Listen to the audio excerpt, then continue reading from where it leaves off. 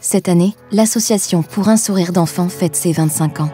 25 ans d'une aventure humaine incroyable, démarrée en 1996. De la première paillote sur la décharge au sauvetage de plus de 12 000 enfants, l'association a connu un développement extraordinaire au fil des ans.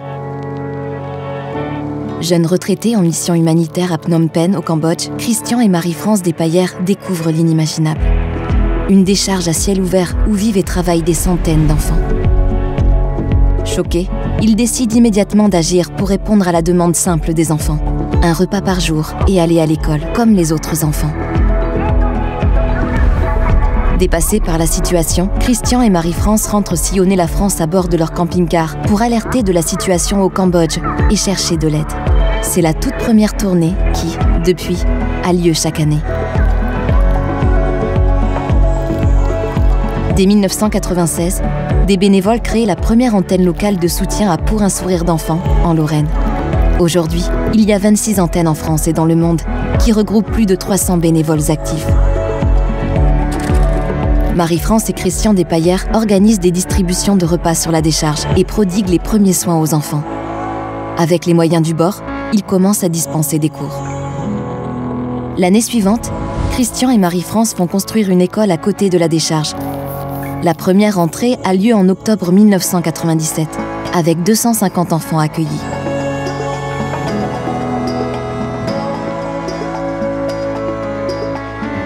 En 2000, Pour un sourire d'enfant reçoit le prix des droits de l'homme de la République française.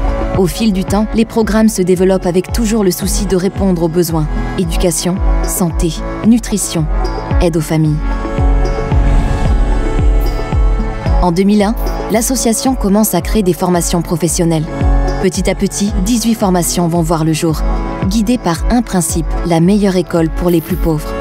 Depuis, ces formations ont été reconnues par le gouvernement cambodgien.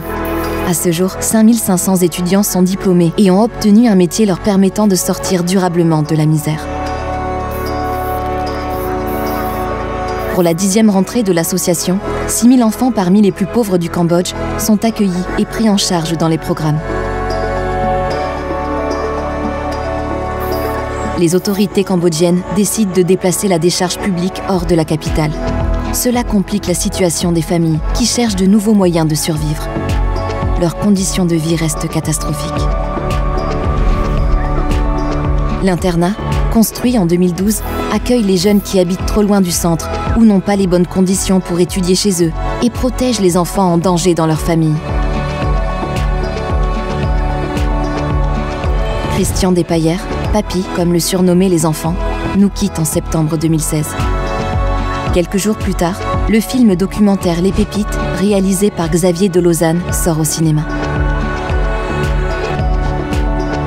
En 2018, Pour un sourire d'enfant est labellisé IDEAS, un organisme qui atteste de la qualité de la gestion des associations. En 2020, les familles, déjà très pauvres, ont été particulièrement touchées par les conséquences économiques de la Covid-19. Le rôle de Pour un sourire d'enfant durant cette crise est plus que jamais essentiel. Lakena, une des premières chiffonnières prises en charge par l'association et adoptée à l'âge de 10 ans par Christian et Marie-France Despaillères, est nommée directrice générale en août 2021.